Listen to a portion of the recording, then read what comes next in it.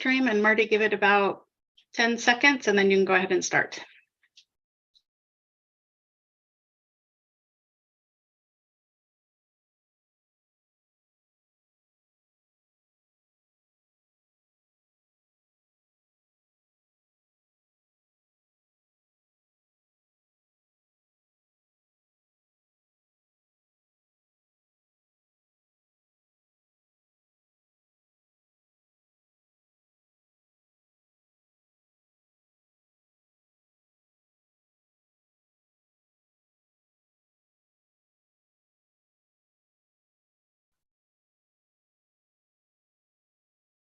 Whenever you're ready, Marty.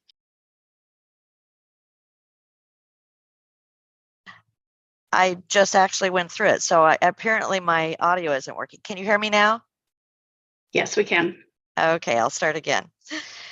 The February 17th, 2023 Oregon State Lottery Commission meeting is now in session. It's noted for the record that commissioners are attending this meeting via the web, and a quorum of commissioners is present for today's meeting.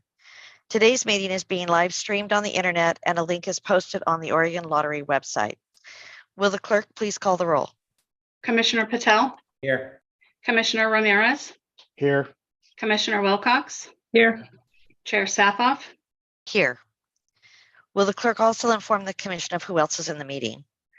Yes, we have Mike Wells, Janelle Simmons, Kathy Ortega, Kathy Stromberg, Ken Magnus, Chris Scaro, Christy Comas, Matt Shelby, Nate Carter, and Syed Hussein. Thank you. Members of the public had the opportunity to provide written public comments to the commission for this meeting. Could I have the clerk confirm that no public comment was received to read into the record? That is correct. We did not receive any public comment this month. Thank you. With that, let's move to our first item on the agenda, Commissioner Communications. And I'd like, before asking the other commissioners if they have any communications, to just express some thanks to the lottery. I had the honor of speaking in front of the House Gambling Committee last Tuesday. The committee was simply interested in getting information about the commission, our role, and various things that we do.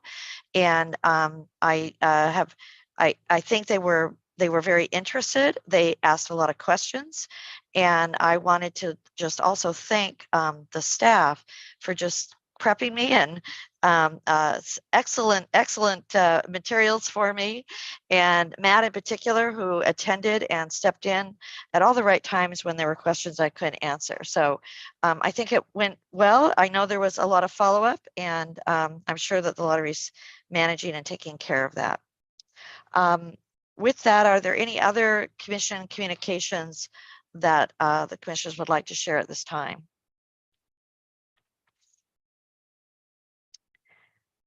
Hearing none, let's move to the director's report. Good morning, Chair Safoff, members of the commission. Today, I would like to start with some lottery news. First, I want to share the departure of Janelle Simmons, our Chief Human Resources Officer. Janelle is leaving our agency to serve as Vice President of People and Culture for a company in Florida. For the past 9 years at Lottery, Janelle has led an amazing human resources transition, always keeping employees' best interests at heart with her supportive touch.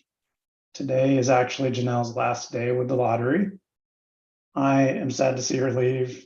She's been an amazing partner and co-worker and team member to our executive team, and it's going to be sad to see her leave this agency.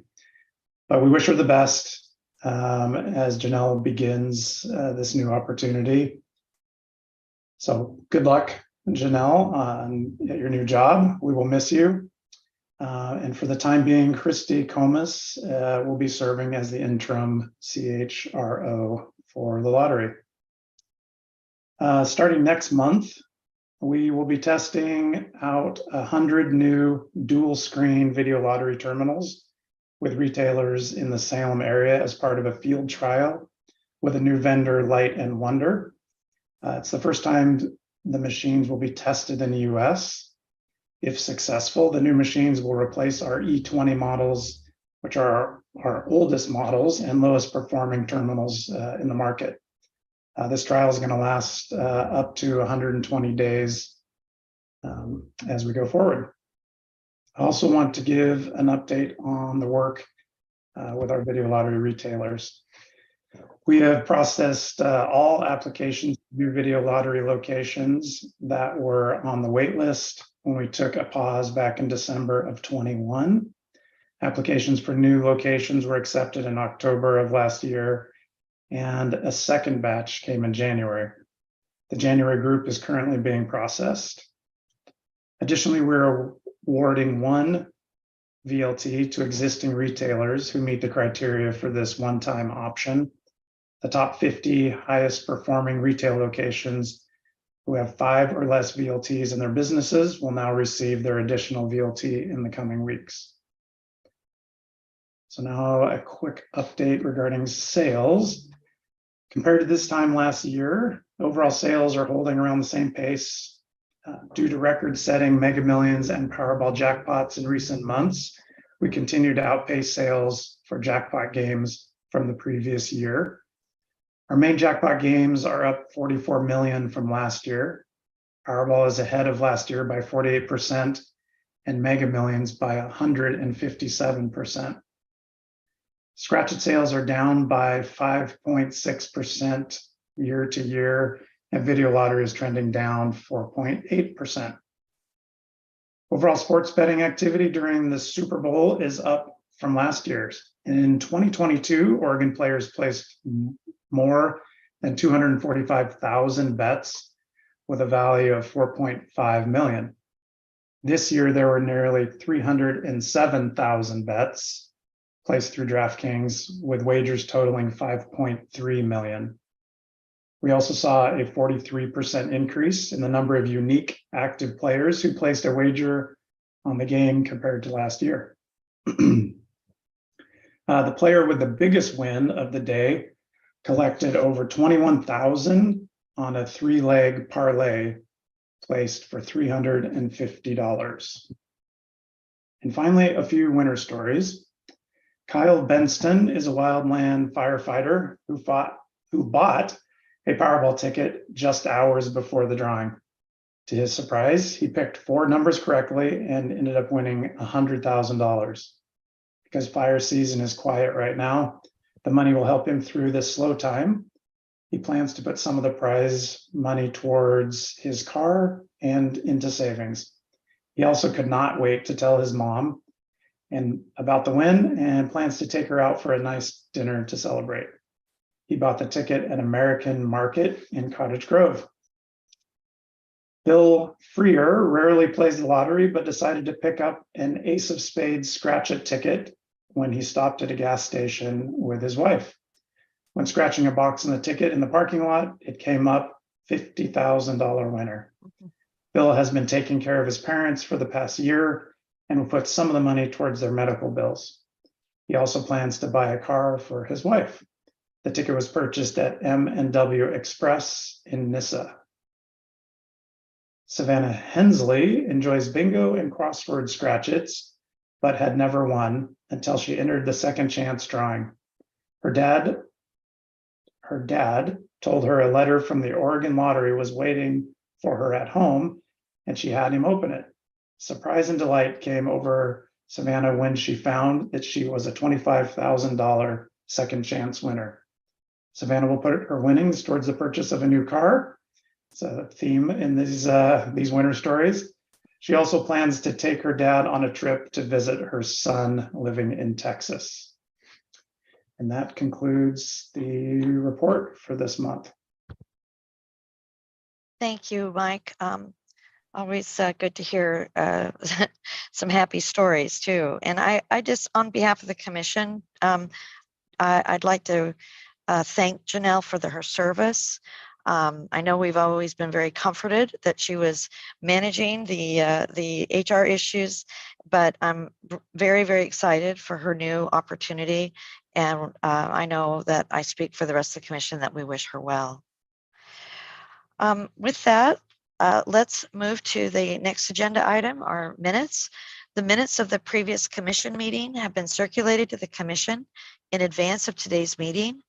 If there are no changes to the minutes, is there a motion to approve? I move that the minutes of the Oregon State Lottery Commission meeting held on January 27th, 2023 be approved as final as presented today.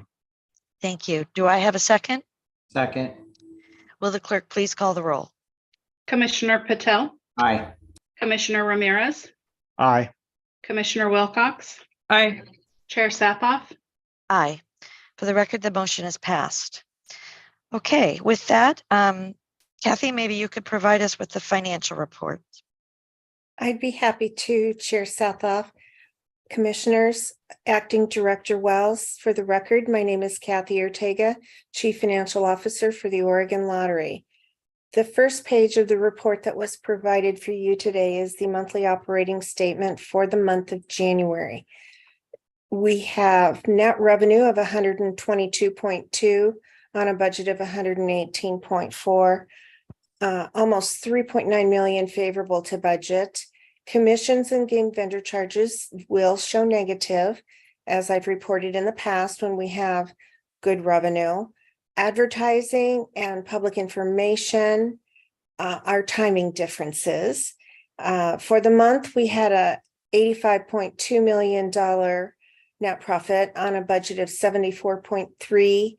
And looking at that across the bottom, it's also higher than net profit from last year by 10.9 million. Moving on to the next page, which is the year-to-date, we have net revenue of 824.1 million on a budget of 804.5, 19.7 million favorable to budget. I think we just have a little clerical error. I don't know why advertising is highlighted, because it's positive on a year-to-date basis. And I know why. It's because it was negative for the month. The same thing with public information and salaries and benefits and wages. Net profit of 530.4 on a budget of 468.9. A favorable variance of 61.4. And Chair Sapoff, I've taken note of your question about the actual from this year compared to the prior year. And we're looking at that to provide you a very tight explanation on that. The first thing that we checked, of course, was always the numbers to make sure that they were right. And it's not a clerical error. So you can see some of the categories. And I want to let the staff do some analysis to get back behind the numbers here. I'd like to know why game vendor charges are a little bit, or not a lot, they're a lot higher. I think services and supplies has, salaries, benefits, and wages has to do with the timing and the effect of all of the PERS entries that we got. So I think it's probably natural that we have some swings there. We're trying to stabilize this year with a consistent accrual. But I'd like to be able to provide a more detailed explanation to the commissioners via email when I have it ready. That's great, Kathy. I'm sorry I got my question to you so late. And by the way, I'm really kind of thinking, just what is this a trend we saw year over year? I'm trying to think back over it, and if it is, my interest is certainly not a criticism of any particular category, just wanting to understand it better on a look forward as well too. So Yes. I appreciate you guys digging in. Thanks.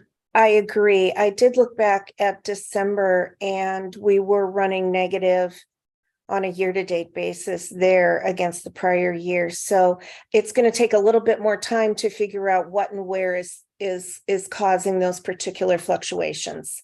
But we will get back to you on that. Sure. Services and supplies for the month and the year-to-date, nothing noteworthy there. Current month, a little timing difference, but we are under budget. I have the balance sheet for you to take a look at today, and I'd be happy to answer any other questions. Questions or comments from the commission?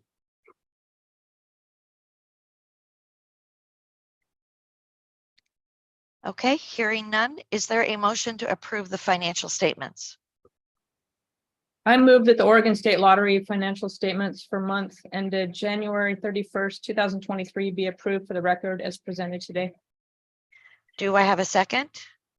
Second. And will the clerk please call the roll? Commissioner Patel, Aye. Commissioner Ramirez, Aye. Commissioner Wilcox, Aye. Chair Satthoff. Aye. For the record, the motion is passed. Kathy, do you want to move to the mid-year budget? Yes, I will do that.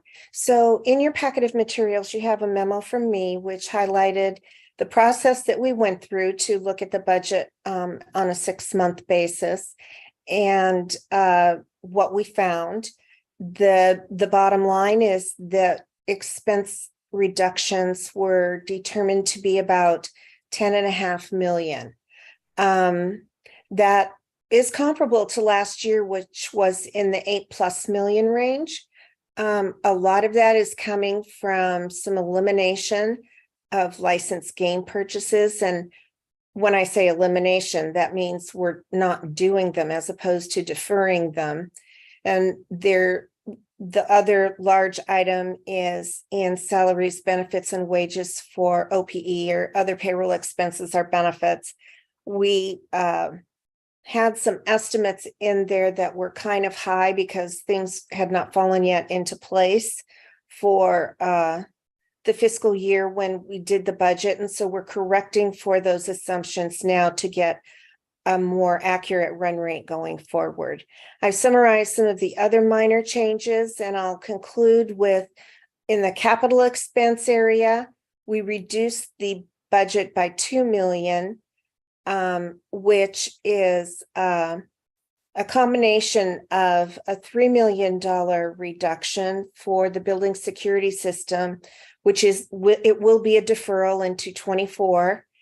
And the need to purchase, so it's offset by the need to purchase some IT equipment and vehicles to accommodate some changes that we've made in field operations. So with that, I'd be happy to answer any questions.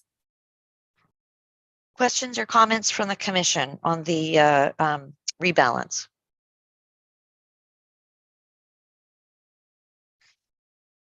Kathy, the capital expense spending reduction of the 2 million is, I just want to make sure I understand, it's the project is just not ready to make that spend.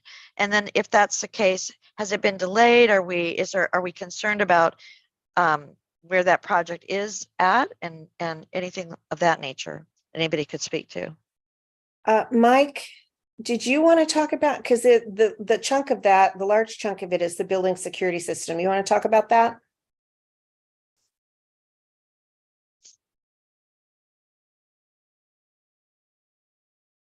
Mike? You might still be on mute, Mike. I was still on mute. Sorry. That's all right. We're all having audio issues today. Yes, so we are still doing that. It basically boils down to the procurement process because it is such a technical activity that to try to get true assessments and statement of work built has just taken more time than previously expected. So we had hoped that project would start in this year and had allotted enough money to cover it. And I think we will start this year, but will not be able to spend the entire amount that was budgeted for that. So we knew it was going to be a multi-year project from the beginning. Just thought we'd be further along in FY23.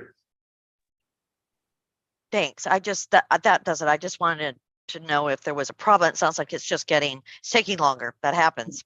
Yep, exactly. Okay. If there are no other questions or comments from the commission, is there a motion to approve the fiscal year 23 mid-year budget rebalance? I move that the Oregon State Lottery Commission approve the changes to the FY23 budget as presented today. Do I have a second? Second. And will the clerk please call the roll? Commissioner Patel, Aye. Commissioner Ramirez, Aye. Commissioner Wilcox, Aye. Chair Satthoff. Aye. For the record, the motion has passed. Okay, thank you, Kathy. I think we're going to hear from Ken Magnus on the biennial security assessment. Yes, good morning, Chair Southoff, Interim Director Wells, and members of the Commission. For the record, my name is Ken Magnus, and I am the Cybercrime Security Manager here at Lottery.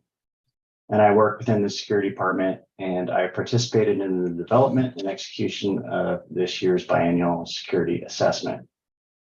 As a quick reminder, Oregon statute requires the lottery to biannually engage an independent firm to conduct a comprehensive security risk assessment of all lottery operations. The full report shall be kept confidential and may only be shared with specific bodies, including the Lottery Commission. And for that reason, the specific findings from that report cannot be discussed in this forum, but I will provide a very high-level summary. Over the past years, Oregon State Lottery has invested significantly in modernization.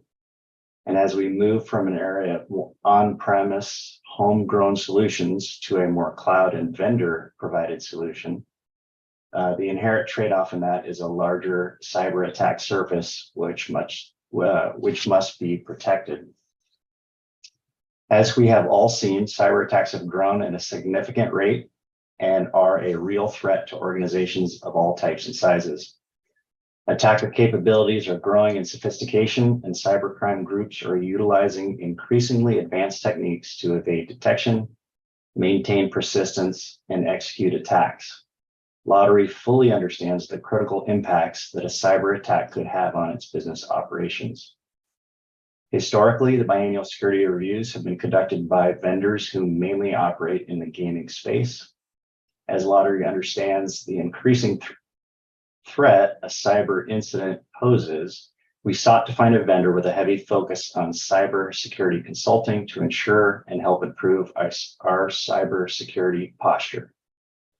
3 vendors were looked at, but ultimately the Lottery selected to work with Signia. Signia was founded in 2015 by veterans of Elite Cyber Intelligence Unit 8200 and is a cyber technology and services company providing high-end consulting and incident response support for organizations across the globe. Signia collaborates with companies that proactively build their cyber resilience and defeat attacks within their networks, and is engaged with companies including many Fortune 100 companies, federal, state, and local government agencies, and is recognized by Gartner and Forrester. Signia is committed to the highest standards of professional excellence, client focus, and absolute confidentiality. Signia applies technological supremacy, a deep understanding of attackers, digital combat experience, and a business-driven approach to enable organizations to excel in an increasingly hostile environment. Signia draws on security talent from across the industry, as well as the ranks of elite intelligence and technology units. Its teams are comprised of experts with deep enterprise security, security architecture, adversarial tactics, forensics, and digital science backgrounds. Their 170 plus team members are in Tel Aviv, New York, Singapore, London, Mexico City, and Sydney. In 2018, an article by Forbes described Signia as a cybersecurity Delta Force, stating, "It has developed a reputation for speed and decisiveness in responding to attacks and helping Fortune 100 companies build their cyber resilience." The scope of our assessment was broad and extremely in-depth, evaluating security risks across all Oregon Lottery operations. Signia's work is best summarized into 3 separate domains. Cyber posture enhancement, which was a review of the lottery's cybersecurity posture based on achievements and the updated threat landscape. Findings associated with this review will assist Oregon Lottery to improve its security challenges based on its priorities and needs. Secondly, advanced red teaming. This was an exercise-based process in which Signia attempted a variety of cyber attack methods. Findings from this engagement will enhance Oregon Lottery's prevention, detection, and response capabilities. Lastly, physical security assessment. Signia utilized a variety of techniques to test Lottery's physical security controls. Findings from this engagement will further improve and enhance Lottery's security and defense against intrusion into restricted areas. As a result of this engagement, Signia provided Lottery with findings that will further enhance our current security, response, and resilience. Signia provided detailed recommendations with the level of granularity required to ensure successful mitigation and implementation. All recommendations are pragmatic, actionable, and impact-driven. What was most exciting to Lottery is there were no major technology upgrade recommendations. Lottery currently has the platforms and tools in place that are necessary. Signia's recommendations focused on fine-tuning those existing tools, systems, and processes to optimize our security posture. I would also like to add here, as we are discussing cybersecurity, that currently the Lottery's critical systems are all appropriately backed up, and Lottery has established a strong business continuity program. As of note, Lottery has already begun to address the findings from Signia's report and will be able to update the committee as we proceed. This concludes my report. Thank you for your time. Are there any questions that we can answer? Questions or comments from the commission? I have, I think just a couple, Ken. And they really don't have anything to do with the report, although I do want to say I really appreciate the report. I particularly appreciate the conclusion that that we are that there were no major issues found and that all our critical systems are backed up. But something that occurred to me when I was reading this report, because I know in my own company we track similar things and get similar information. Does the Lottery have any means of identify? First, I want to premise that my view of cyber risk is that you're going to be hit at some point. So the best thing we do is ensure that when that happens, we detect it early, we fend it off. If they get through, say, a first layer, we're able to be resilient and bounce back and close out the incident quickly. Does the Lottery get reports or information about ongoing incursions, attempts to hack in? So just as an example, a lot of companies get reports that say they had this many attempted attacks this last month, located. We oftentimes do it by geography. Where are the attacks coming from by country? So I just wondered, do you, not that and I have no idea, it's probably not appropriate to share publicly the reports themselves, but I was wondering if we get that kind of information. So I think the simple answer to that is yes. Okay, just looking, that's exactly I'm just looking to see if that's information you get regularly. And then the other, I just wanted to note that I do think that obviously this area is extremely sensitive.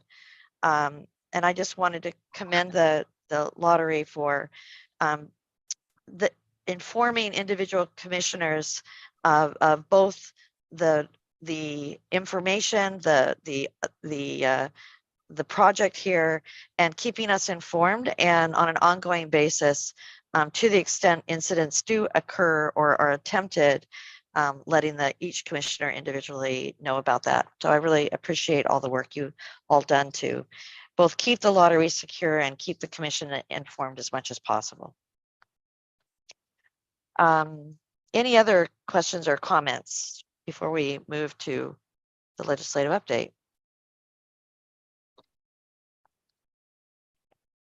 Hearing none, let's get Chris up and we'll go through the legislative update. Thank you, Chair Sathoff. Can you hear me okay? Yes. Okay. I've had several technical issues, so hopefully this works. Chair Sathoff, Commissioners, Interim Director Wells. For the record, my name is Chris Scaro. I'm the Rules and Policy Analyst for Lottery, and I'm sharing my screen. Hope you can see that. And I'm going to walk you through a few slides about the recently convened legislative session. So here are some just brief facts about the session. They've been meeting for about a month, and they do plan to go through June. In terms of what's unique we do have a lot of newly elected folks and also an increase in the diversity of the legislature's membership. And then we do have some new leadership. So of course we have a new governor and a new Senate president. We also have a speaker and caucus leaders who are relatively new, especially compared to the long tenure of their predecessors. And then here are some top issues that you might hear about in the news. And of course, they have a wide array of issues they're working on, but these are some of the top priorities over there. And then, so this is the biggest development, I think, for lottery is a new committee in the House that is focused specifically on gambling policy. And they see this as an opportunity for these legislators to really build some policy expertise. Gambling in Oregon is fairly complex, and so they're definitely in learning mode. And you can see they've covered a ton of topics just in the few weeks that they've been meeting, and Lottery has presented at most of their meetings so far, including, as Chair Sathoff mentioned, she was kind enough to present earlier this week. They had a ton of questions about the commission's work and how the commission oversees the lottery. And I think that was really well received. And then what is lottery's role during session? We are a typical state agency in many ways, but we do interact with session a bit differently than other agencies, mainly because we cannot receive general fund dollars, and so we don't need approval to receive and spend that money, which is what most agencies spend their sessions working on. And also most agencies will bring their own bills, and lottery typically does not, and we didn't this year. And so we're mostly responsive. We have had several invitations to present and otherwise provide background materials. And so that's mostly what we do from day to day. Chris, could I interrupt for 1 minute and go back to that slide? Sure. Thank you. Sorry, wrong way. Okay. That's okay. I think the commission understands our role with respect to this session, but I want to make sure that there aren't questions about that. As individuals, we may have our own views on the budget and various things in the commission, in the legislature, but as representatives of the lottery, I'm assuming our role, what you've outlined here, should be our role as well. And I just wanted to reiterate that we should remain neutral when we're representing the commission, and we support the governor's budget when we're representing the commission. Am I right? Am I being overly restrictive, or do you generally agree there? No, 100%. That is a good reminder. Yes, we are part of the executive branch, and so we do need to speak with one voice. And so until we're told otherwise, we are neutral. And it is, you know, it's tricky because we do spend a lot of time with legislative committees. Certainly this session we have. And so it's important to remind legislators you're there to provide information about the lottery, and we really don't have a position, even though of course maybe personally we have thoughts, and that's fine. But yeah, in our interactions we need to be very cautious that we are neutral on almost anything unless we are told otherwise. So good reminder. Okay, and then speaking of bills, that's the whole point, is to pass a lot of bills. So there are typically in a long session around 3,000 bills. And so we do try to read them all, and we do track the ones that might affect us here, which fall into about 3 categories. There is usually a handful that are very specifically about the lottery or would change gambling laws in a way that would, you know, affect what we do here. But then there's a much larger number of bills that just pertain to state agencies or public bodies, and so they do indirectly apply to us. And then we do track bills about lottery revenue, and that's mostly because we think our beneficiaries are important and we want to know, how what they get from the lottery. We don't really have a position on that, or we're not really affected by that, but we do track those for interest. And so I'll talk very briefly about some of the bills in these categories, but it's very early in session, so it's hard to know sort of what bills have legs and what they might look like. But you should have a full list in your materials if you really wanted to read a ton of bills. And so lottery specific bills, I did just check again this morning, and there are only 3 that are sort of policy pertaining to lottery, and they are what are called placeholder bills, and that just means that they're basically blank. They don't really have any substantive content, but they're vehicles in the event that legislators would like to address something more substantive. And so these are all sitting in that new committee that I mentioned, and no activity to report on these yet.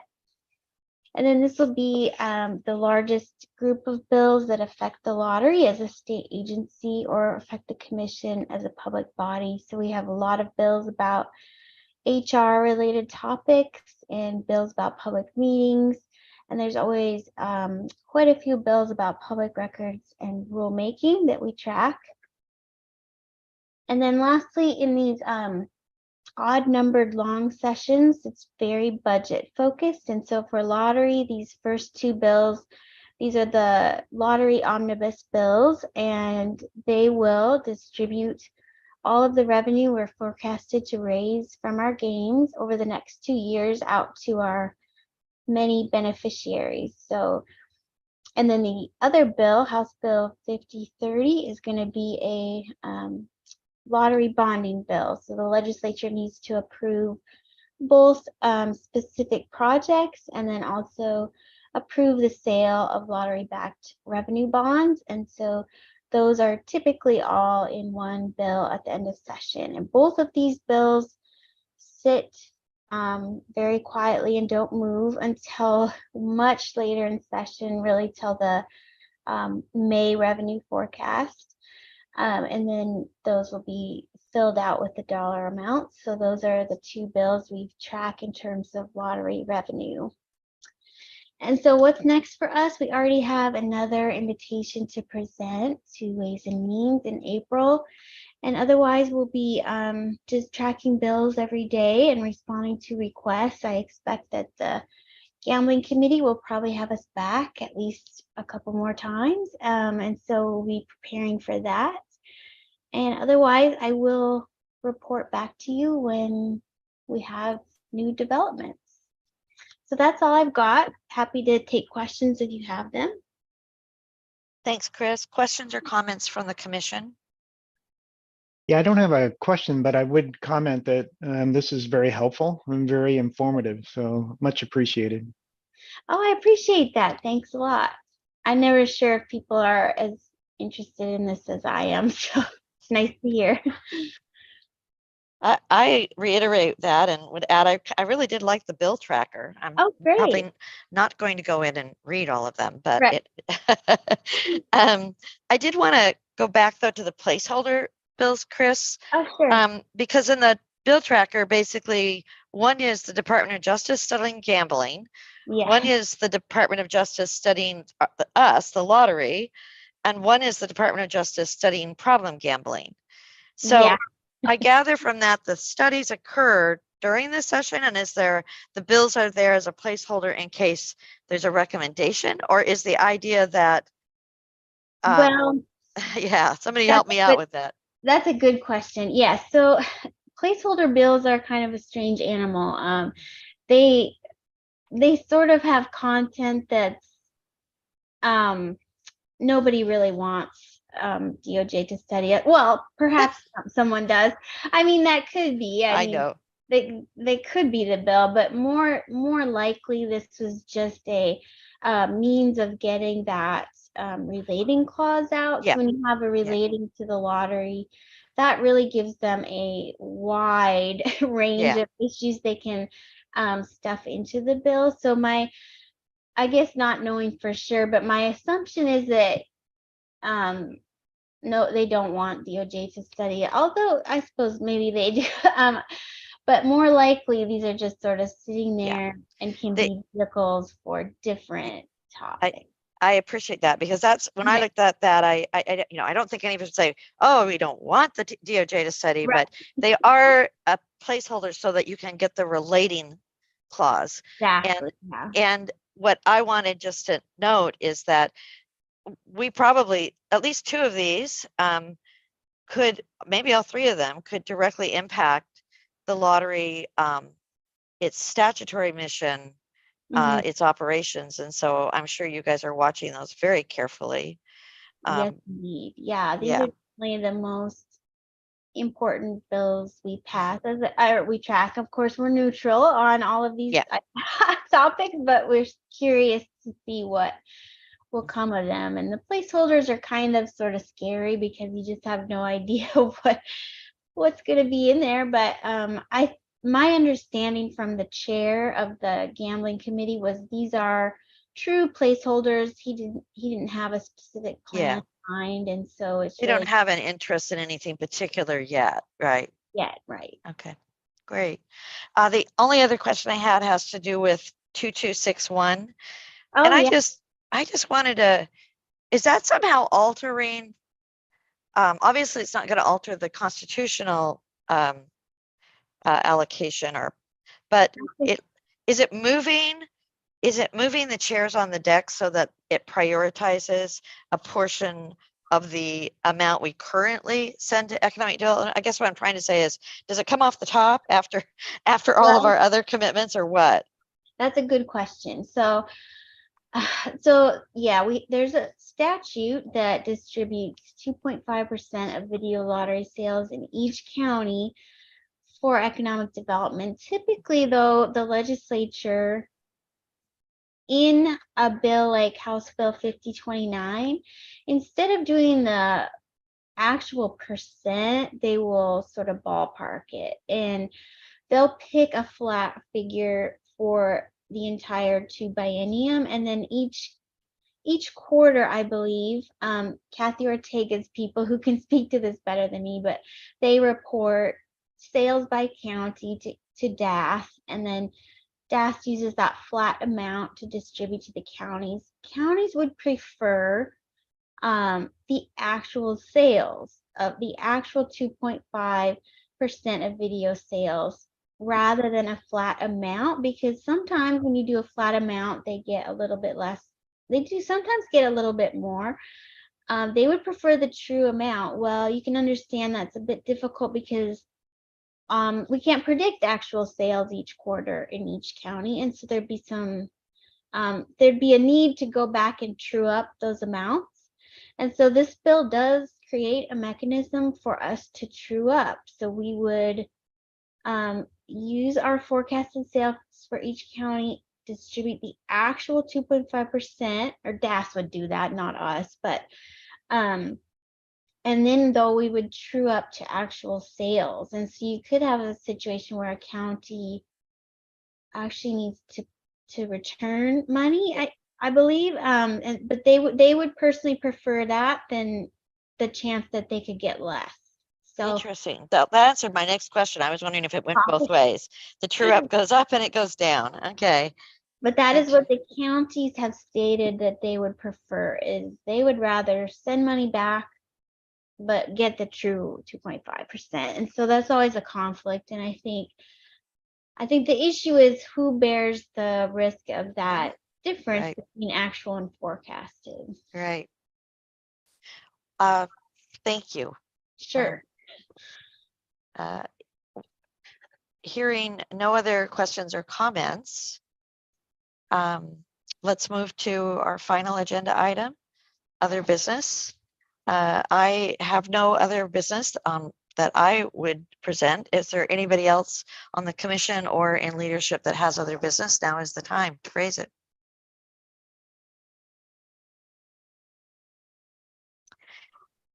Hearing none, this concludes today's meeting of the Oregon State Lottery Commission. The next meeting is scheduled on March 24. Thank you all for attending today's meeting. This meeting is adjourned. Thanks, everybody. Hope to Thanks. see you soon. Thank you. Thank you all.